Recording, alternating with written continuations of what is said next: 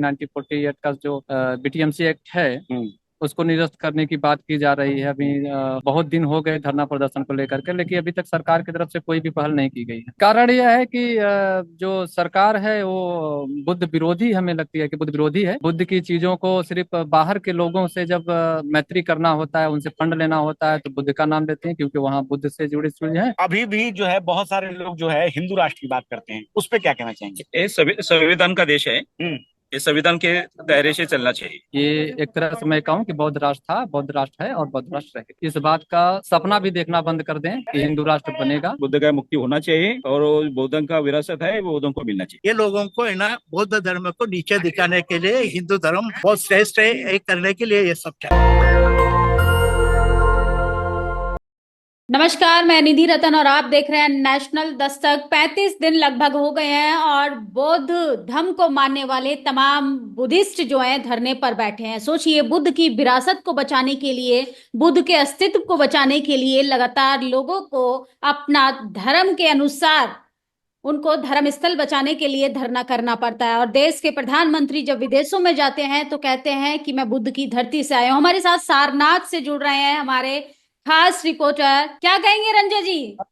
सारनाथ से इस समय हमारे साथ लाइव हैं, क्या कहेंगे? एक तरफ बोध गया में धरना हो रहा है, दूसरी ओर नेशनल दस्तक सारनाथ पहुंचा है। हाँ, अभी कुछ दिन पहले शंभू जी भी बोधगया गए हुए थे और आज हम आए हुए हैं सारनाथ में। तो सबसे पहले तो मैं आपको ये सारनाथ का जो ये म्यूजियम है, मैं आपको ये दिखा देता हूँ कि आप देख लीजिए। ये जो बुद्ध की विरासत है, हाँ ये देखिए जी, ये तथागत बुद्ध की वो विरासत है। और यहीं पे जो है उन्होंने अपनी प्रथम शिक्षा जो है दी थी सारनाथ में। सारनाथ के मृगदांव, मृगदांव वो स्थान है। जी, बहुत सारे लोग इस नाम को जानते हैं, जो इतिहास को जानते हैं अच्छे से और जो तथागत बुद्ध को जानते हैं। सारनाथ के साथ साथ मृगदांव जो है वो जगह है जहाँ पे उन्होंने अपनी प्रथम शिक्षा दी थी। और ये म्यूजियम है जो भारत सरकार ने बना के रखा है। और महात्मा बुद्ध से चार जुड़े जो स्थान हैं वो बहुत महत्वपूर्ण है। एक आप कह सकती हैं कि लुम्बिनी, जहाँ उनका जन्म हुआ था। अब पहले मैं कैमरा अपनी साइड कर लेता हूँ। जी, हाँ, आप देख पा रही हैं हमें? जी, जी, जी, हाँ, तो मैं ये बताना चाह रहा था कि लुम्बिनी में उनका जन्म हुआ और फिर गया के बोध गया में उनको ज्ञान की प्राप्ति हुई।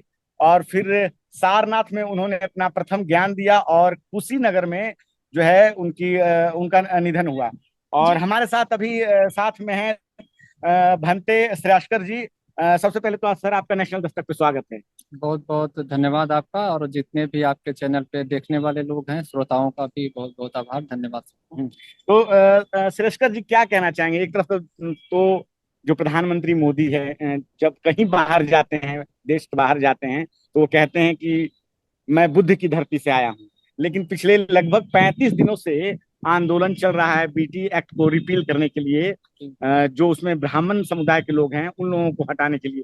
लेकिन सरकार अभी तक उस पर कोई टीका टिप्पणी नहीं करती। जी, एक्चुअली प्रधानमंत्री इसलिए कह रहे हैं कि मैं बुद्ध के देश से आया हूँ क्योंकि पूरे वर्ल्ड में अगर भारत के किसी गुरु को जाना जाता है तो बुद्ध को जाना जाता है। जी। हम कहीं भी जाते हैं, जिसको जानने वाले रहते हैं उसी को रेफरेंस देते हैं, उसी का रेफरेंस देते हैं। तो बुद्ध को जानने वाले लोग हैं इसलिए बुद्ध को रेफरेंस लोग देते हैं। और बुद्ध की जो धर्म है, बुद्ध का धर्म, वो पूरे अन्य देशों में भी, अन्य कंट्रियों में भी फैला हुआ है। तो इसलिए वो कहते हैं कि हम बुद्ध के देश से आए हैं। और लेकिन से अगर कहा जाए तो उसका ठीक अपोजिट काम किया जा रहा है। जैसा आपने जिक्र किया कि 1948 का जो बीटीएमसी एक्ट है उसको निरस्त करने की बात की जा रही है। अभी बहुत दिन हो गए धरना प्रदर्शन को लेकर के, लेकिन अभी तक सरकार की तरफ से कोई भी पहल नहीं की गई है। बुद्ध के लोग न्याय में विश्वास रखते हैं, करुणा मैत्री में विश्वास रखते हैं, शांति में विश्वास रखते हैं। शांतिपूर्ण तरीके से बात की जा रही है। अगर के एक तरह से कह दिया जाए कि वो लोगों ने शांति से अपनी चीजों को मांग रहे हैं, जैसे कि आज के देखा जाए कि कुछ सत्यता नाम की चीज होती है। सब पूरी दुनिया जानती है कि वो बुद्ध की धरती है, तो बौद्धों को दे देना चाहिए। बौद्ध तो यही कर रहे हैं, उसमें गलत क्या कर रहे हैं? लेकिन उस पे भी सरकार कोई प्रतिक्रिया नहीं कर रही है, कोई उस पे संज्ञान नहीं ले रही। ये बहुत दुर्भाग्य का विषय है और बौद्धों के लिए, और हम तो कहेंगे कि इस देश के लिए बहुत दुर्भाग्य का विषय है। भंते जी, ये आंदोलन जो है लगभग 1890 से चल रहा है। बीच बीच में ये शांत हो जाता है जी। और फिर से ये अभी उभरा हुआ है, लेकिन बिहार सरकार भी जो है इस पे कोई संज्ञान नहीं ले रही है। और हम देख रहे हैं कि बहुत सारे लोग जो है इस आंदोलन के साथ जुड़ चुके हैं। भारत के कई राज्यों में जो है इसको लेकर समर्थन प्राप्त हो रहा है। बाहर देशों में भी जो है समर्थन मिल रहा है, लेकिन सरकार अपने जो है भारत सरकार वो इस पे कुछ नहीं कह रही है। आखिर क्यों? इसका कारण क्या है? कारण यह है कि जो सरकार है वो बुद्ध विरोधी हमें लगती है कि बुद्ध विरोधी है। बुद्ध की चीजों को सिर्फ बाहर के लोगों से जब मैत्री करना होता है, उनसे फंड लेना होता है, तो बुद्ध का नाम लेते हैं क्योंकि वहाँ बुद्ध से जुड़ी चीज है। और भारत में आकर के जो यहाँ के जो जातिवादी मानसिकता है और जो दूसरे के धरोहर को कब्जा करके जो जीवोपार्जन चल रहा है, जो धर्म को धंधा बना करके काम चल रहा है लूट खसोट का, वो नहीं हो पाएगा। और सरकार इसलिए नहीं करना चाहती क्योंकि उनको वोट बैंक का सिस्टम है। अब चाहते हैं कि अगर ये करेंगे तो मेरा वोट बैंक गड़बड़ होगा। तो इस तरीके से सरकार अपना दोनों तरफ चलना चाहती, सोचती है कि ये भी हो जाए, बौद्धों से भी मेल मिलाप रहे और अन्य लोगों से भी मेल मिलाप रहे, इसलिए इस पे संज्ञान नहीं ले धनंजय रही जी, है। एक सवाल लेना चाहेंगे भंते जी से। इन्होंने कहा कि जातिवाद को लेके इन्होंने बात की, क्या ये मानते हैं कि आजादी के 75 साल बाद भारत में जातिवाद अभी भी कायम है? मैं इस पे 100% कहूंगा कि अभी भी जातिवाद है। जी। क्योंकि बहुत सारे न्यूज के माध्यमों से, बहुत सारे सोशल मीडिया के माध्यमों से आज आए दिन बहुत सारी जातिवाद के रूप में और बहुत सारी घटनाएं मिलती है देखने के, जो बिल्कुल निंदनीय है और वो जाति के आधार पे ही की जा रही है। जी, चूंकि आप चीवर धारण कर चुके हैं, क्या चीवर धारण करने के बाद ही बौद्ध भिक्षुओं के साथ भी जातिवाद होता है? नहीं, देखिए बौद्धिज्म में तो नहीं होता है, लेकिन जो अन्य चीजें हैं अन्य लोगों के वो दिखती है। बौद्धों में तो नहीं है। बौद्धों की मूल फिलॉसफी है समता, स्वतंत्रता, न्याय और बंधुत्व। मैं ये अभी आपने कहा था अभी बातचीत के दौरान कि वोट लेना, तो अभी बिहार सरकार को भी इस पे संज्ञान लेना है। मुख्य रूप से इस पे बिहार सरकार को ही काम करना है। और साल के अंतिम समय यानी कि नवंबर से दिसंबर के महीने में बिहार में भी चुनाव होना है। और कहा जाता है कि अब बौद्धों की संख्या पहले से कहीं बहुत ज्यादा जो है, तो ऐसे में क्या लगता है कि जो बौद्ध संगठन है जो महाबोधि मंदिर को ब्राह्मणों से मुक्त करवाना चाहते हैं, तो इस बाबत वो नीतीश सरकार से ही बात करेंगे? नहीं, जैसे कि वोट का दबाव तो है ही, लेकिन इस समय जो सत्ता पक्ष और जो केंद्र में सत्ता है उसका भी दबाव अन्य सरकारों पे पड़ता है। जैसे कि राज्य सरकार है उस पे पड़ती है, तो और सरकारों का दबाव है, न्यायपालिका का भी दबाव है कि इसको जो है कि अभी रिवील न किया जाए, इसको छोड़ा न जाए। तो इसका भी कारण हो सकता है कि इसलिए सरकार हो सकती है नीतीश सरकार इस पे ज्यादा संज्ञान नहीं ले रही है। मैम, आप कोई सवाल करना चाहें? जी जी, भंते जी से एक सवाल है कि हिंदू राष्ट्र बनाना चाहते हैं कुछ लोग, उस पर क्या प्रतिक्रिया दीजिएगा? मैं बस इस पे यही कहूंगा कि जब नहीं देश आजाद था, जब बाबा साहब का संविधान नहीं था, तब तो हिंदू राष्ट्र बन ही नहीं पाया। और जब आप संविधान है तो ये इस बात का सपना भी देखना बंद कर दें कि हिंदू राष्ट्र बनेगा। ये एक तरह से मैं कहूँ कि बौद्ध राष्ट्र था, बौद्ध राष्ट्र है और बौद्ध राष्ट्र रहेगा। लेकिन बीच बीच में आवाज उठती है, अभी चुनाव के समय भी उठा था ये बात, उठी थी ये बात कि 400 सीट अगर आ जाती है तो फिर हम संविधान बदल देंगे। और हिंदू राष्ट्र तो लगातार जो है इस देश में कई जो है अभी भाजपा सरकार में पिछले 10 सालों में हम देखते हैं कि कई बार बात उठ चुकी है कि हिंदू राष्ट्र बनाया जाए। देखिए, बात यह है कि उनकी जो मूल फिलॉसफी है वो है उग्रवादियों का, उग्र रहते ही हैं, शांति तरीके से तो बात करते नहीं है। जब ये धर्मनिरपेक्ष राष्ट्र है ही संविधान के अकॉर्डिंग अगर देखा जाए, तो फिर इसको एक किसी धर्म विशेष का राष्ट्र बनाने की क्या जरूरत है? इसमें तमाम जो है कि धर्मनिरपेक्ष राज्य है और तमाम धर्म के लोग रह रहे हैं, तो सबको रहने का अधिकार है, सबको राइट है, सबके साथ निरपेक्ष राज्य। हाँ, तो पंथ निरपेक्ष है तो सभी जाति धर्म के लोग रह सकते हैं ना, सबको राइट है। हिंदू राष्ट्र से समस्या क्या? हिंदू राष्ट्र समस्या ये है कि हिंदू राष्ट्र की मूल फिलॉसफी क्या है? वर्ण व्यवस्था बनाए रखना, जातिवाद को बनाए रखना। तो क्या यह देश में जाति व्यवस्था बनी रही है सही है? जाति व्यवस्था किसी भी देश, किसी भी समाज के लिए सही नहीं है। उससे लोगों का जो है ग्रोथ रुकता है, उससे विकास रुकता है। और देश को विकास चाहिए, लोगों को ज्ञान विज्ञान चाहिए, लोगों को ह्यूमैनिटी चाहिए, असमता स्वतंत्रता चाहिए, जो इनके अंदर ये इनके फिलॉसफी में नहीं है। तो वो चीज अगर लागू होती है तो यहाँ के साथ असमानता और बढ़ जाएगी, जो देश के लिए दुर्भाग्य का विषय होगा। 35 दिनों से लगातार आंदोलन चल रहा है, लग रहा है आप लोगों की इस बार जो आप लोगों की मांग है वो पूरी हो जाएगी?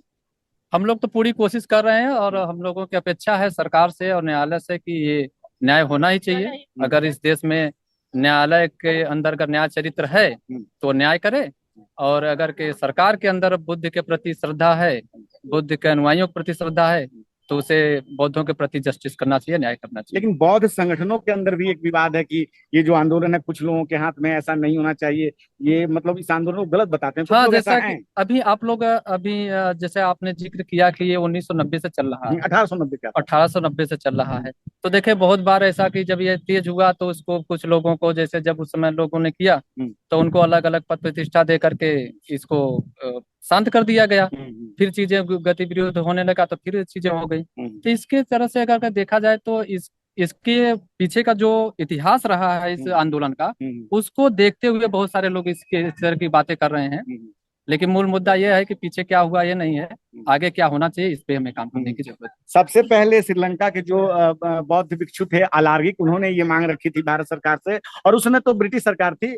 और आजादी के समय जब आंदोलन चल रहा था, तो जब बिहार में जब कांग्रेस का सम्मेलन हुआ था, उस समय भी महात्मा गांधी से लोग मिलकर उन्होंने ये मांग रखी थी। तो उस समय सभी लोगों ने कहा कि जब देश आजाद हो जाएगा तब ये कर दिया जाएगा, पहले आजादी जरूरी है। तो ये देश की आजादी के पहले से चला आ रहा आंदोलन है, और बीच बीच में ये शांत होता है, लेकिन अब इस बार काफी लंबा आंदोलन ये छिड़ चुका है, और देश के कई हिस्सों में जो है इस आंदोलन को और विदेशों से भी जो है समर्थन मिल रहा है। निधि जी, रंजन जी, आपके पीछे कुछ लोग दिखाई दे रहे हैं जो कि वहां पर घूमने आए हैं, उनसे प्रतिक्रिया लेंगे कि क्या बुद्धिज्म को लेके उनके क्या थॉट हैं।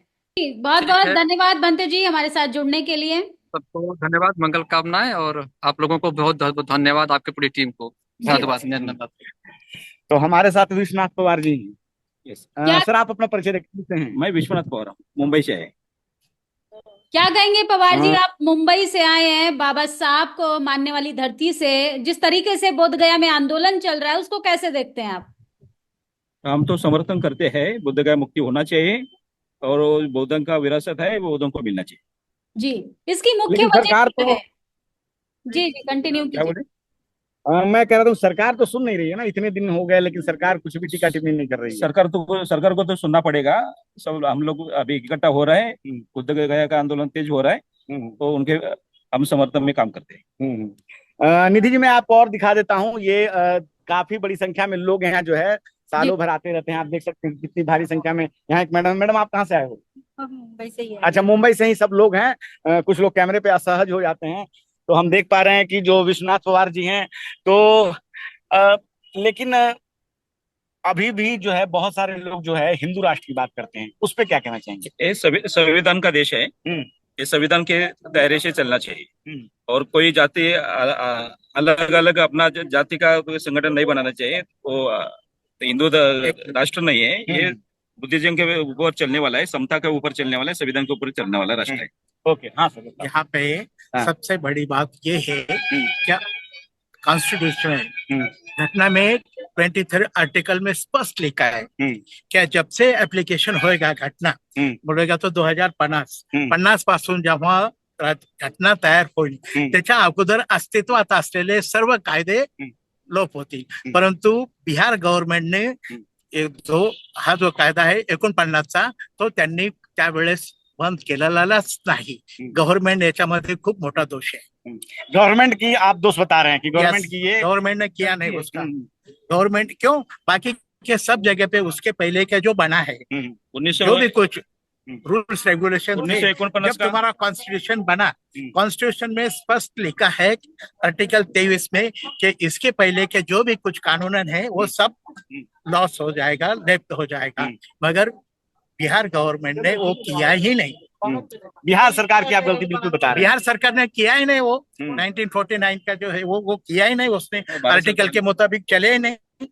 आर्टिकल के मुताबिक अच्छा, अब वहाँ पे कुछ पांडव की मूर्ति है बता रहे हैं। अब देखो सब यहाँ गलत पे ना ये पांडव पांडव की का मूर्ति, नहीं है। एक मिनट, ये पांडव की मूर्ति, ये किसकी मूर्ति, ये क्या है, सब धागर देगा चालू। अब भी मैं म्यूजियम में अंदर देखा, उसमें स्पष्ट लिखा है कि ये जो है क्या बौद्ध धर्म में हिंदू धर्म का बहुत कुछ देवियों का नाम है, देव उसमें घुसड़ा है। अरे जो बौद्ध धर्म ईस्वी सन 220 से है, उसके पहले कोई हिंदू धर्म है नहीं।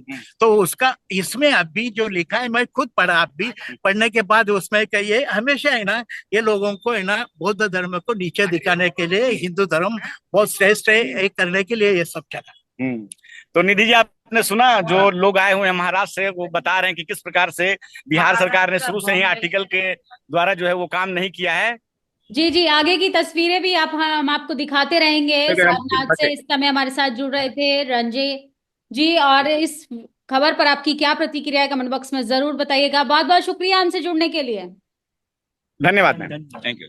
नेशनल दस्तक की आपसे गुजारिश है कि अगर इसको बचाना चाहते हैं तो नेशनल दस्तक को सब्सक्राइब करने के लिए रेड कलर के सब्सक्राइब बटन को दबाएं, फिर बेल आइकन की घंटी दबाएं।